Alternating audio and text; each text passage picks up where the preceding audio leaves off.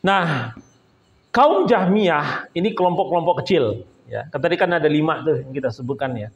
Kaum Jahmiyah ini adalah pengikut dari Jaham bin Safwan Samarkandi di Samarkand. Ya, sebenarnya kaum Jahmiyah ini merupakan pecahan dari aliran Jabariyah, dari Mu'tazilah. Ya, merupakan pecahan. Ya. Kemudian Jahmiyah ini banyak tersebar di Samarkand, di sebuah kota di Uzbekistan. Di Samarkand, di sebuah kota di Uzbekistan. Ini kaum Jahmiyah. Intinya dia merupakan pecahan dari aliran Mu'tazilah. Kemudian yang keempat juga kecil-kecil ya, kaum Murji'ah. Kaum Murji'ah ini mengatakan bahwa pelaku maksiat itu mendapatkan pahala dari Allah Subhanahu wa taala. Nah, ini yang bahaya. Ya, pelaku maksiat itu mendapatkan pahala dari Allah kalau dia masih ada iman di dalam hatinya. Sehingga kemaksiatan tidak akan mendatangkan mudarat ketika dibarengi dengan iman. Ya. Jadi kaum Murji'ah ini mengatakan kalau di dalam hatinya masih ada iman, maka perbuatan jahat itu tidak akan mendatangkan mudarat. Nah, sebaliknya kaum Murji'ah ini mengatakan kalau di dalam hatinya tidak ada iman, maka perbuatan baik itu juga tidak akan menghasilkan pahala. Perbuatan baik tidak akan menghasilkan hasil yang baik, ya, tidak akan mendapatkan imbalan kalau di dalam hatinya tidak ada iman. Tetapi kalau di dalam hatinya ada iman, maka perbuatan jahat itu tidak menjadi sesuatu yang berdosa. Nah, ini kaum Murji'ah, ya. Kemudian yang terakhir adalah kaum Haruriyah, ya. Ini kaum Haruriyah ini merupakan pecahan kelompok Khawarij yang membelok terhadap Amirul Mukminin saat itu. Ya, jadi kaum Haruriyah ini pecahan dari kelompok kaum Khawarij. Kaum Khawarij ini kan adalah kaum yang melakukan pembelotan dari Khalifah, ya, Amirul Mukminin pada saat itu. Mereka mengatakan bahwa yang punya hak untuk menjadi khalifah itu adalah Ali bin Abi Thalib. Kenapa? Karena Ali bin Abi Thalib adalah masih sedarah dengan Rasulullah. Nah, ini yang melatar belakangi munculnya Ahlus Sunnah wal Jamaah untuk mengkanter semua pendapat-pendapat yang beredar pada waktu itu. Pendapat ini sudah atau aliran-aliran ini sudah berkembang mendahului Ahlus Sunnah wal Jamaah. Mendahului Ahlus Sunnah wal Jamaah. Nah, inilah kelompok-kelompok atau pemahaman-pemahaman yang menyimpang yang diluruskan oleh Ahlus Sunnah wal Jamaah. Dalam hal ini adalah Asy'ari dan Maturidi. Kelompok-kelompok ini, pemahaman-pemahaman seperti ini, walaupun sekarang pemahaman ini bentuknya bukan lagi bentuk organisasi, tetapi pemahaman itu masih ada. Seperti kita lihat Al-Zaitun kemarin kan, dia sudah mengatakan, dan ini adalah Murji'ah. Pemahaman Murji'ah. Gitu. Nah, ini pemahaman yang sesat. Nah, baik Bapak yang dimuliakan oleh Allah, bahwa dengan kondisi yang seperti inilah kemudian lahir Ahlus Sunnah wal Jamaah. Imam Asy'ari itu sendiri tadinya adalah pengikut Mu'tazilah sampai kepada umur 40 tahun. Kemudian beliau sadar, bahkan justru menentang Mu'tazilah. Ya. Nah, dari sini kemarin kita sudah bedakan, sudah kita jelaskan bedanya antara faham atau apa yang diajarkan oleh Asy'ari dan Maturidi. Baik, Bapak yang dimuliakan oleh Allah, mungkin itu yang bisa saya sampaikan pada materi pada kesempatan hari ini. Silahkan kalau ada yang ingin ditanyakan. Mereka masih mengakui Islam. Mereka masih mengakui bersyahadat kepada Allah. Kemudian mereka mengakui Rasulullah sebagai utusan Allah. Berarti mereka masih Islam.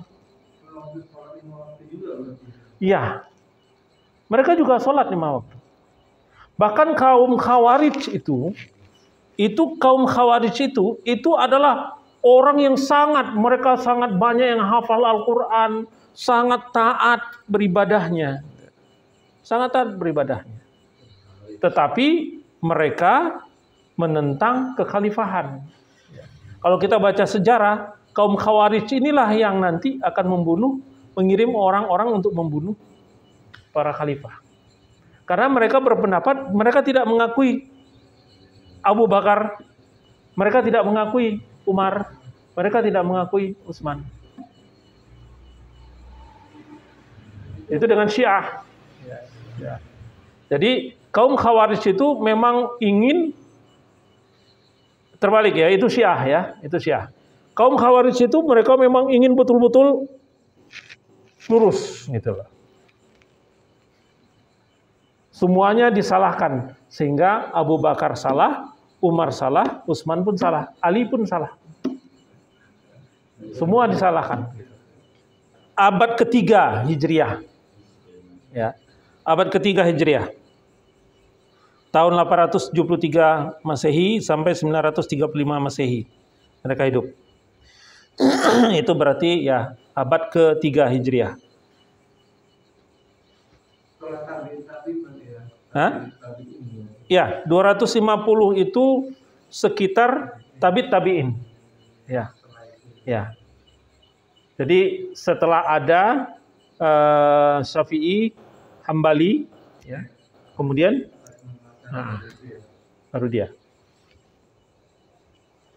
Jadi sangat dekat lah dengan para imam mazhab itu. Makanya di dalam hadis itu disebutkan bahwa mereka ini adalah yang disebut dengan salafus soleh. Ya, 4 imam mazhab itu termasuk salafus soleh. Pengertian salafus soleh itu adalah sekitar sebelum tahun 300 Hijriah. Jadi ini termasuk salafus soleh. Ya. Jadi sahabat, tabi'in, tabi'in.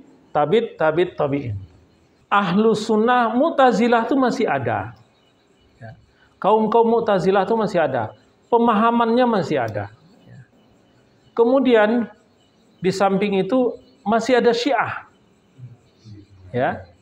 Syiah masih ada. Syiah dan Sunni. Ya. Kemudian Ahlus Sunnah wal Jamaah, tidak semua Ahlus Sunnah wal Jamaah. Jadi intinya Ahlus Sunnah wal Jamaah itu kalau selama dia masih mengikut kepada 4 imam mazhab itu dari sisi fikih ya. Ini beda. Kita membahas sisi tauhid, akidahnya, fikih itu 2 hal yang berbeda. Jadi kalau kita bicara, maka itu seperti piramida. Seperti piramida. Paling bawah itu adalah syariat. Ya, syariat. Itulah disitulah fikih, disitulah sejarah, disitulah segala macam. Ya, yang pembuktiannya itu butuh bukti-bukti dalil-dalil, hadis-hadis. Ya. Di atas daripada itu adalah tauhid, akidah. Nah, di atas dari itu adalah tasawuf. Nah, kita nggak bisa mengukur tasawuf itu dengan dalil-dalil. Mereka punya cara sendiri. Tasawuf itu punya cara sendiri. Kita nggak sampai ke situ lah, karena ilmu kita nggak nyampe lah ke sana. Kita berada saat ini pembahasan kita berada di tingkat kedua, yaitu tentang tauhid. Nah, mungkin ini pembahasan ini tidak banyak Ya. Nah, menyangkut pertanyaan Pak Rusdi tadi, apakah di luar Ahlus Sunnah wal Jamaah itu ada? Ya ada. Kalau baca pelan-pelan, hati-hati dengan membaca dengan grafik atau gambar yang saya kasih tadi, itu kelihatan bahwa tidak semua yang ada sekarang itu Ahlus Sunnah wal Jamaah. Iya. Nggak ngikut mazhab. Yang ngikut dari mana? Nah, itulah yang Salafi Wahabi tadi. Salafi Wahabi tadi secara akidah dia sebenarnya adalah berada di dalam mazhab Hambali. Ya. Makanya dia masih mengaku Ahlus Sunnah wal Jamaah. Salafi Wahabi itu masih mengaku Ahlus Sunnah wal Jamaah. Dia berada di bawah mazhab Hambali. Kemudian mazhab Hambali ini pecah menjadi dua. Yaitu yang saya jelaskan tadi kan. Mujassimah dan Muzamah. Ya. Kemudian yang Mujassimah itu tadi, itu berubah, bermetamorfosis lagi. Setelah ada ulama Ibnu Taimiyah yang mengeluarkan fatwa banyak. Nah, di antara fatwa-fatwanya Ibnu Taimiyah ini banyak sekali, bahkan lebih dari 60 fatwa yang keluar daripada yang akar induknya. Keluar daripada yang dianut oleh keempat imam mazhab itu. Jadi kalau secara rumpunnya mereka masih Ahlus Sunnah wal Jamaah. Tapi Ahlus Sunnah wal Jamaah yang sudah termodifikasi oleh Ibnu Taimiyah, pendapat Ibnu Taimiyah. Bahkan pendapat Ibnu Taimiyah itu tergerus lagi dengan pendapat-pendapat beberapa ulama mereka. Ya. Makanya disebut dengan Wahabi karena dia mengikut pendapat daripada Muhammad bin Abdul Wahab. Muhammad bin Abdul Wahab. Jadi secara rumpunnya masih Ahlus Sunnah wal Jamaah. Cuma banyak yang mengambil kepada Ibnu Taimiyah. Jadi misalnya contoh Muhammadiyah, ya. Muhammadiyah itu juga banyak mengambil dari Ibnu Taimiyah. Tetapi banyak pendapat yang digabung antara pendapat Ibnu Taimiyah dengan pendapat imam mazhab itu juga, keempat imam mazhab. Jadi itu sebabnya kenapa polanya Muhammadiyah berbeda dengan polanya NU. Karena NU memang dia strike mengikut kepada mazhab Syafi'i.